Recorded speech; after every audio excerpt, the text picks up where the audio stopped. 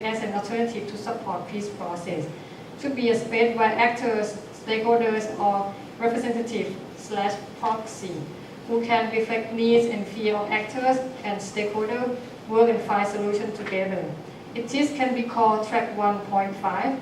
You can see the triangle of the track on the left side. Track 1 is mean dialogue between conflicting parties. In the middle is track 2, peace effort, CSO, academic. We count it in track 2, and track 3 mean local people on the ground.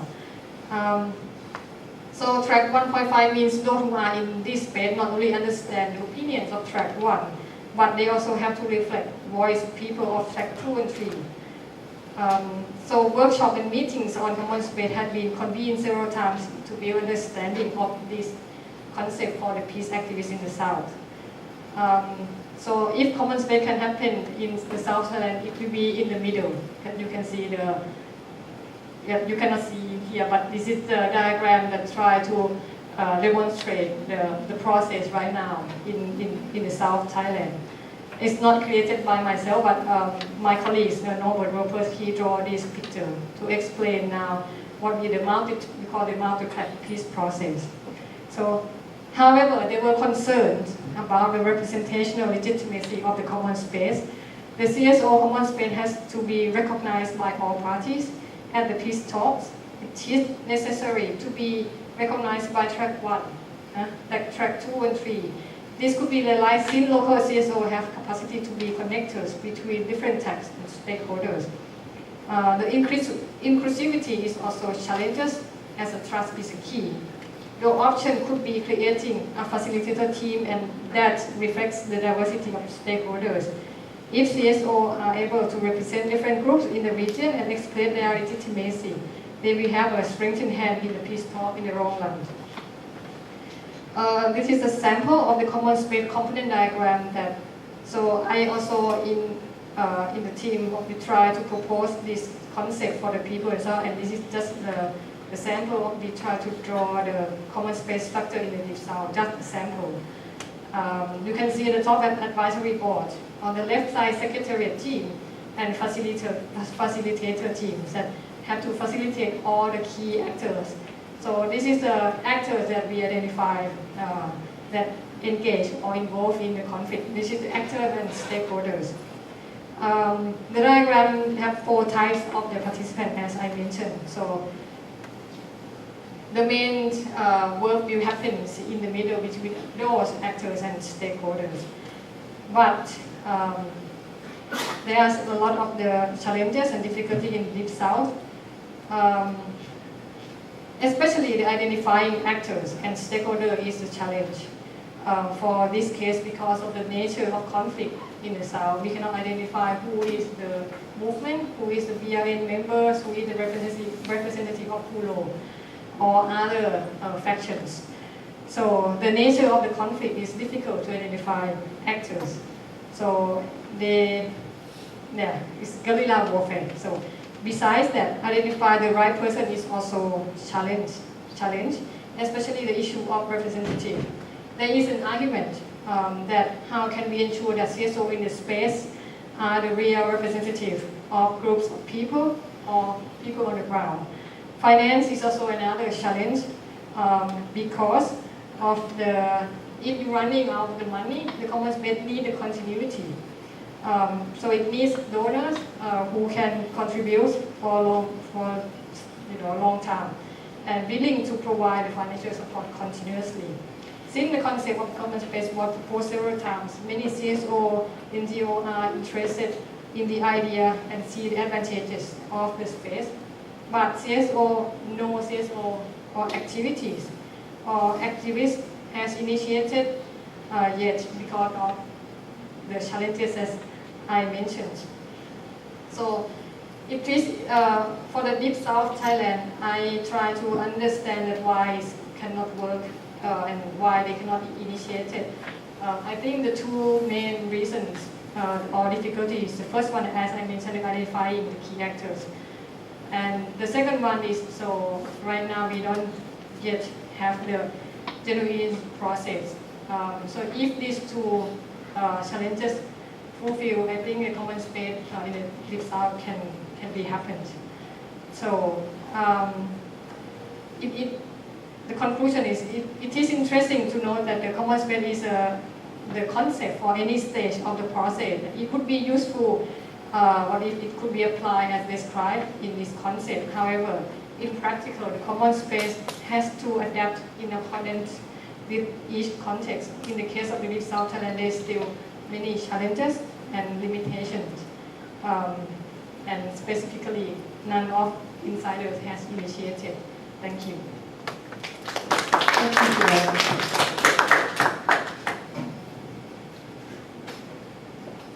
Our next speaker is Dr. Titipol Phakdeewanevich, who is the Dean of the Faculty of Political Science at Ubon Ratchathani University in Thailand.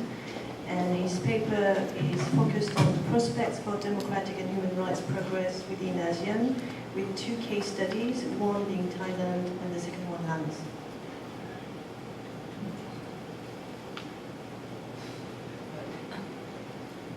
Good afternoon, everyone, and thank you very much for CKS for supporting my trip here and the organizer of this conference.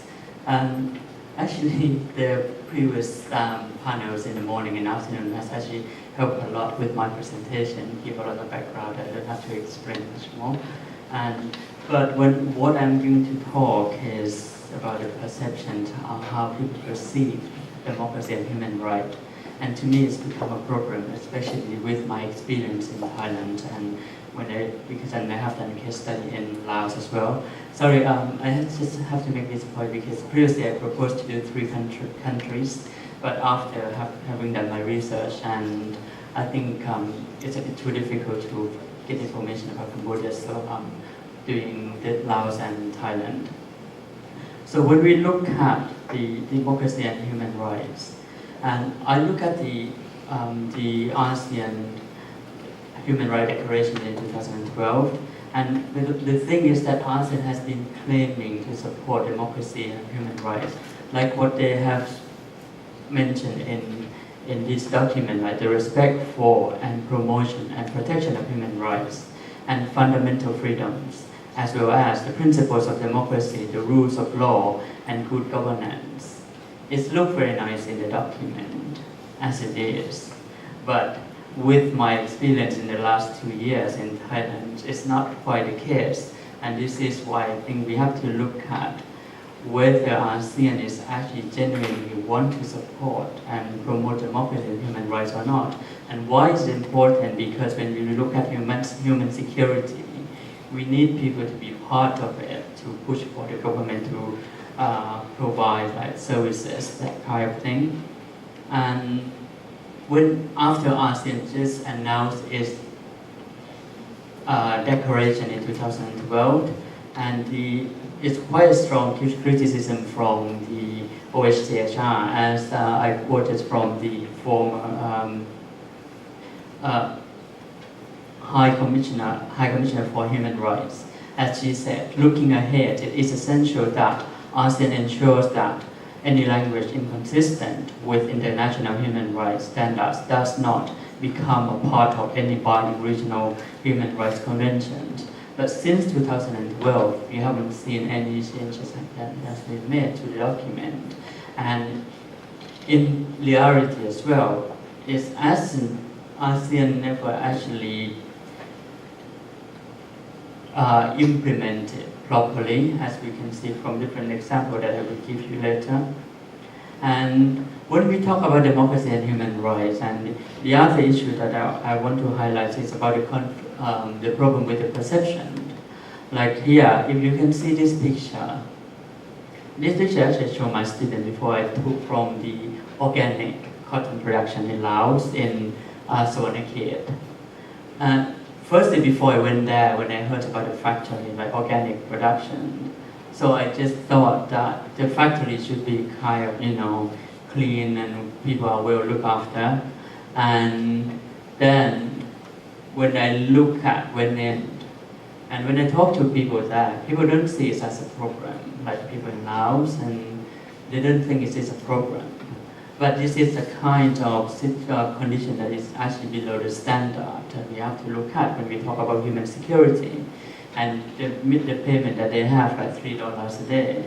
And this is a kind of issue that, the way government perceive the program, or the people perceive the program, when people don't perceive it as a program, then it's make more problem to help to promote democracy and human rights and promote human security. And so the issue that I put in my papers is about the universality of democracy and human rights versus Asian values. Because according to my experience, we have been talking a lot, like in Thailand, whether the Thai culture should be able to use to overrule the ideas of democracy and human rights. And if you look at the debate in ASEAN in 1990s, we talk a lot about the ASEAN values, and this is the thing that we talk later. Why do we have to look at this? This is important to focus on ASEAN Asian values and us. Before I go through that, I would like to bring this as a kind of one example that people have different, definition towards democracy. And this is a kind of 4 indicators that has been introduced by Robert Downs, like effective participation, voting equality, enlightened understanding, control of agenda, inclusions of adults. And this is a kind of almost like a basic thing that when we talk about democracy, like for example, voting equality, that is a kind of basic principle. But this principle has been undermined in Thailand, especially before the coup in 2014, and because people make the argument that Thailand is unique and different. And when we look at voting equality, another case study that I have seen, like when I interview people in Laos, I did a kind of comparative study on democracy. And I asked people in Laos, do they have democracy? And local people in Laos, a large number of them said that we do, of course. And I said, why do you think we have democracy? And they said, oh, because I can vote, we have election. And I said, oh, what does it mean? They said, I can vote, so is that democracy? They said, yes. But then I argue that, but this is only one party. But they said they have choices to choose. In one constituency, they have like different choices to choose. So they define that as democracy. But when I interview a Lao person who grew up in Canada, so he defined democracy differently. So when I study democracy, I think it's also about experiences as well. The Lao person who lives in Canada, he experienced different form of democracy. But the other point that I would like to bring in as well when we talk about voting equality and the voting system, some people question, like when we look at the US system, like is this kind of different parties, and because I also interview people from the US side as well, and they said the US is different, and they said the Laos is not democracy. In the US, they have more parties. But then we have 2 parties, and 2 parties control the politics. And so this is another question when we look at democracy is still a debate that we have to look at. And like I just mentioned about the questioning the universality of democracy, like before the 2014 coup d'etat in Thailand. This is a picture that I took from the protest site of the PDRC, the People's Democratic Reform Committee. They use democratic reform as a name, like to show that they are pro-democracy. But with their mentality, if you look at, go through the YouTube video that has been broadcast of their protest, they have been arguing that rural people in the local area shouldn't have the right to vote because they are kind of, they use actually the word stupid. And these people don't understand. But this is the reason why I use this picture. This is a picture of the local people in Thailand. So if we assume that they are stupid, they can't think, then I don't think they would be bothered to look at documents that we give them when we go to do a field research and have a kind of discussion with them. And this is a kind of mentality that we have to change. as well in Thailand, because people do not think that everyone should be equal, especially the middle class in Thailand. And the other thing is about human rights, and actually they are interrelated issues. And the issues of human rights as well, we have this declaration in 1948, and Thailand is part of it as well. The Thailand side is a signatory of the Universal Declaration, and we have the 2012 ASEAN Declaration of Human Rights. And when we look at human dignity, to me it cannot mean anything else, or freedom of expression cannot mean anything else. But in Thailand currently, the way the military junta is trying to define this differently. It's, for example, I just told my colleague that, if I stand up here, standing quietly, would you think that I am actually a threat to national security? And this is the situation that happened in Thailand last week when people have tried to protest against the government standing up quietly, not doing anything, and they were arrested by the government and the police. And the government argued that they are threatening the security of the state. And so that what I want to bring in another issue as well is not just about the definition of democracy and human rights, how the authority in ASEAN country perceive it, but it's also about the definition of national security as well. How the national security is defined is a big problem in Thailand. We can see that everything is considered to be a threat to national security if you disagree with the authority.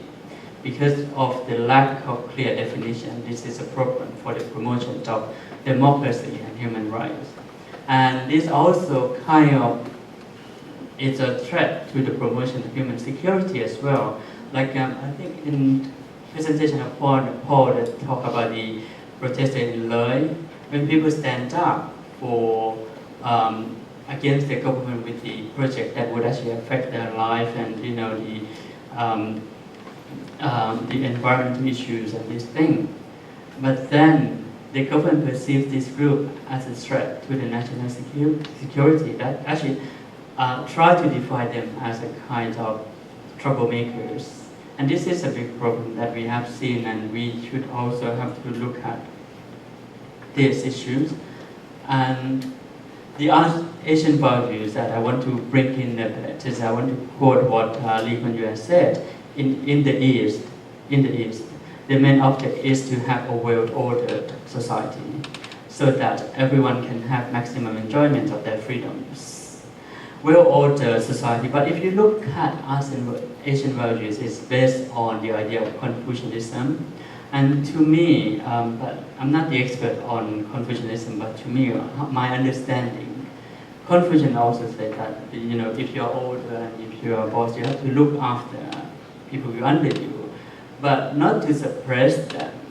So well-ordered society have keep anyone under order, like be kind to people, not to suppress them, not to use power to suppress people. This is my interpretation. So I can't disagree with the way the concept of Asian value has been used. Like in Thailand as well, it's the Asian value, the well-ordered societies are also similar to Thailand. When we look at Thailand and Thai culture and Thai myths, that's how Thailand is trying to portray itself as a kind of unique country. And I use this picture because I think it represents Thailand quite well as a Buddhist country. But now, you have to close your eyes, you have to shut up, you can't say much because of the hierarchical structure within Thailand. And this is one of the main things that the military government is trying to introduce and reinforce on Thailand by introducing what they call 12 core values of being Thai. So for being Thai, one of the main things that you have to kind of submit yourself to the hierarchical structure. And what they define is as a kind of important thing. We have the term ผู้ใหญ่, you have to respect older generation. But respecting older generation in Thai or in Thailand is not just respecting, it's convey the idea of being obedient as well. So being obedient is like being under the authority. And this kind of mentality is also kind of similar to the cultural structure in Laos as well, because Laos and Thailand has a very kind of a number of shared similarities, I would argue. And the Kaulop Puyai, the idea of respecting the older generations, is also part of the Lao cultures as well.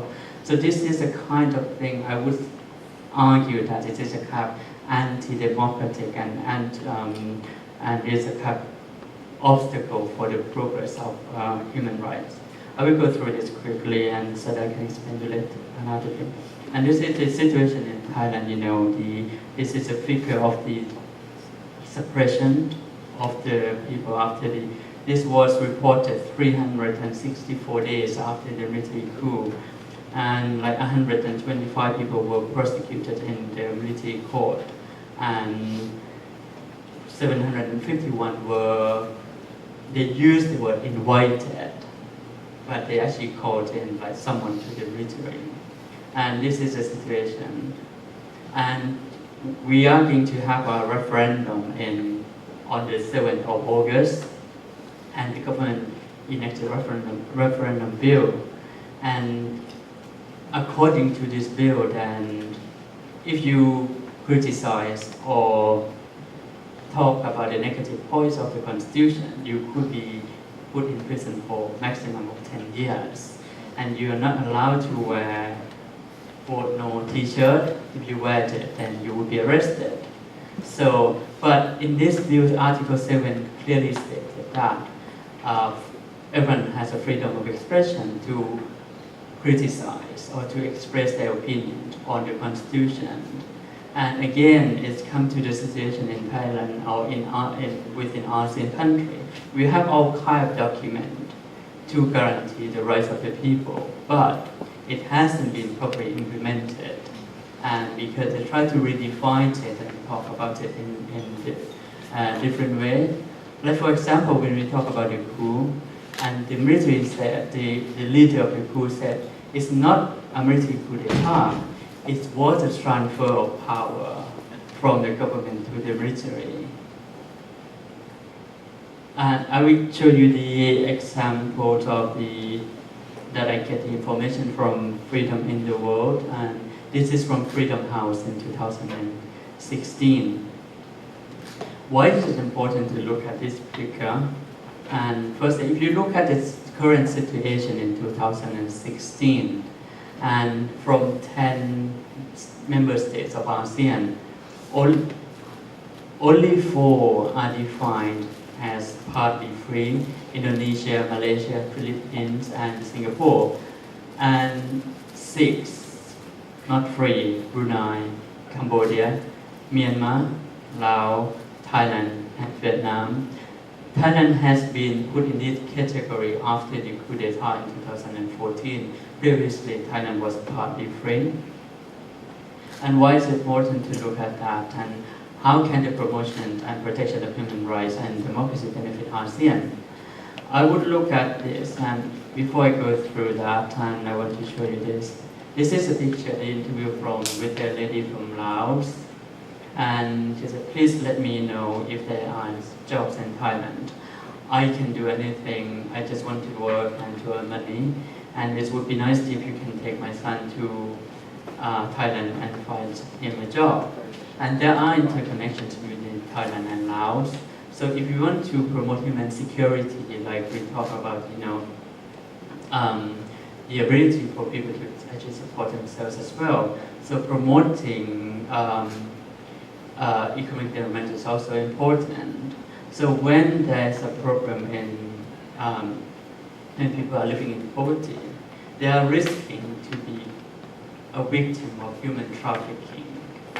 And so the problem of, if you look at the problem of human trafficking in Thailand, the problem is a lack of transparency and the abuse of power.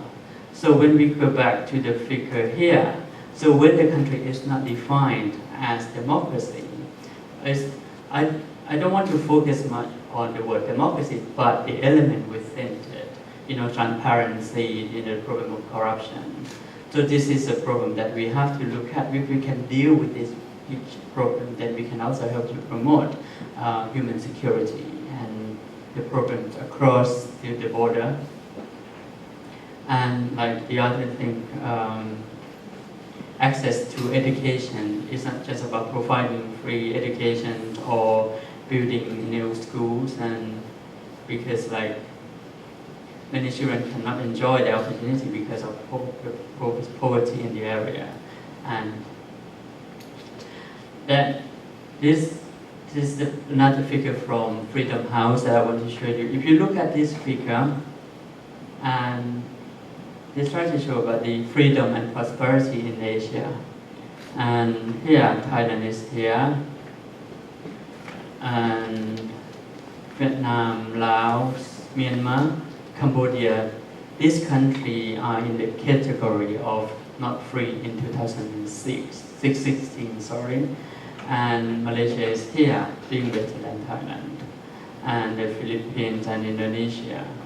But then if you look at Thailand, then why Thailand is doing better than other countries when it's defined as a not free country.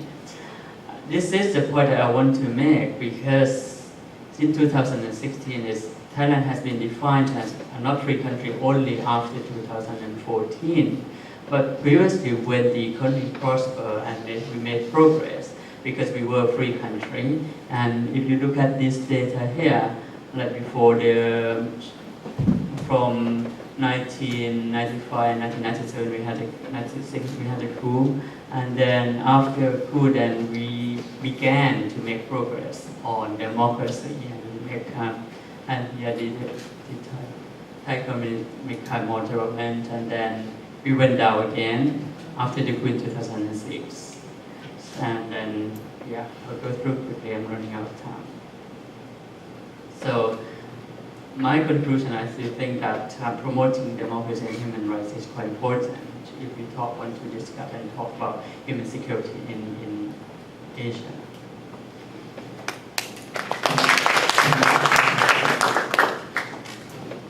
Thank you very much, Sitipul. Our last presenter is Duy Chu from the Faculty of Oriental Studies, Vietnam National University in Ho Chi Minh, and the paper is entitled Regional Border Conflicts and the Role and Responsibility of the ASEAN, the Case of Pravihir. This paper will focus on the ASEAN Way and the Fourth Promise. So good afternoon, everyone. So first of all, I would like to thank CKS and APISA for sponsoring and giving me a chance to attend here and speaking in front of you. So as you look at the proposal, the initial idea is the regional border conflicts and the roles and responsibilities of ASEAN, the case of Pravihir.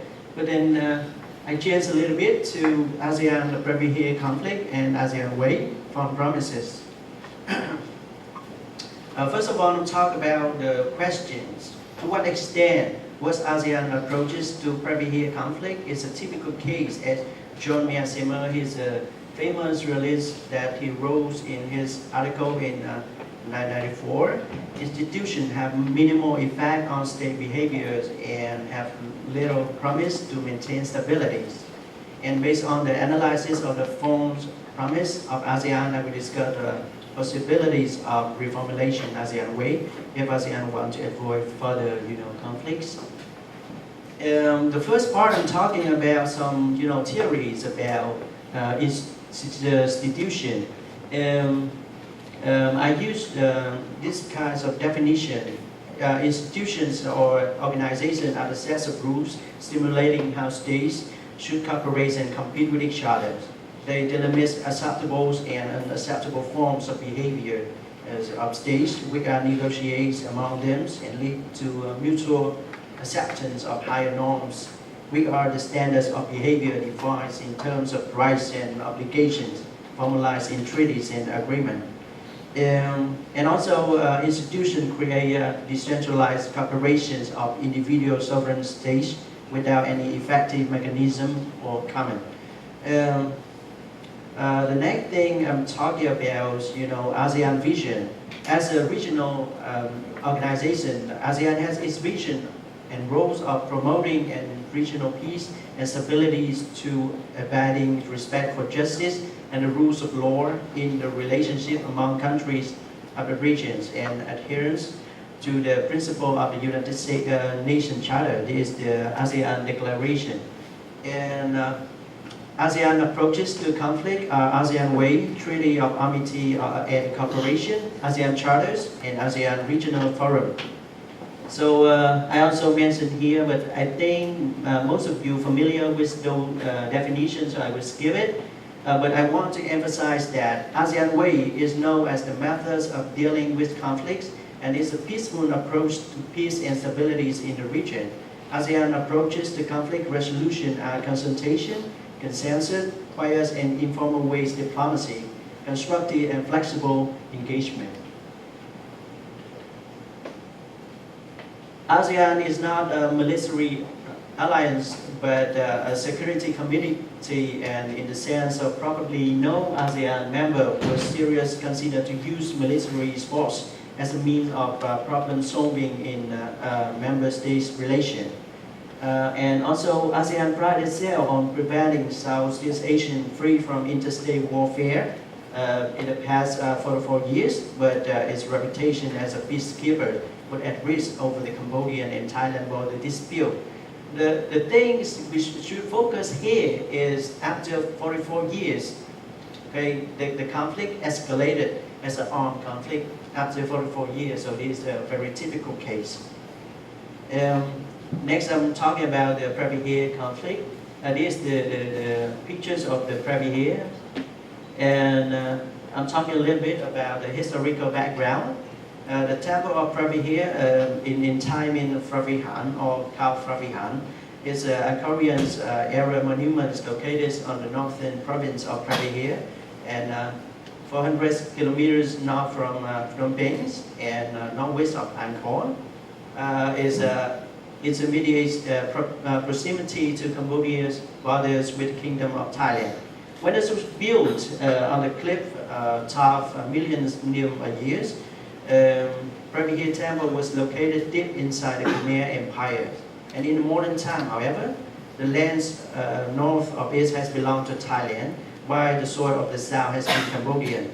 It has placed the temples in the geopolitical form lies between two countries that often mistrust each other. During the 19th centuries, Cambodia was dominated by its two more powerful neighbors, Siam and Vietnam, until it became the French protectorate in 1867. And a series of other conflicts between Siam and France resulted to Franco-Siamese agreement. And in the World War II, Thailand's the new names of Siam took the last territory back from the French. But after that, the wars, the Thai had to give up again. The Thai government, however, never abandons its claim to Phravihan, and we became an issue in the late, 1950s. I would, it also the historical background of this. I will try to skip it.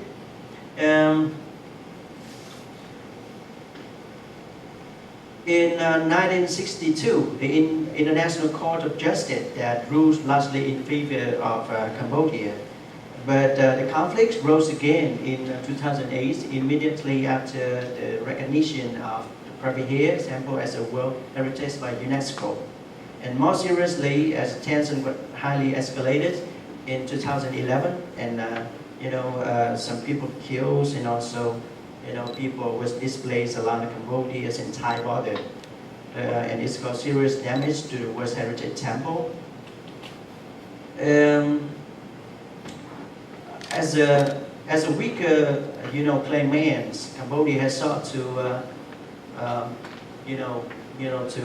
multilateralize and internationalize the matters, including asking for the meetings of UNSC on it. However, Thailand, they also bilateral, meetings and negotiation. This one, we talk about the roots of conflict. The roots of conflict is a misinterpretation of the ICJs, of the map. And the second is the nationalism of the PADs and the popularities of political domestic affair. So when you look at the pictures, you can see that the red lines is the border according to Thailand. And here's the green one is the border according to Cambodia, and you will see the dispute territories. And they, interpretation between two countries.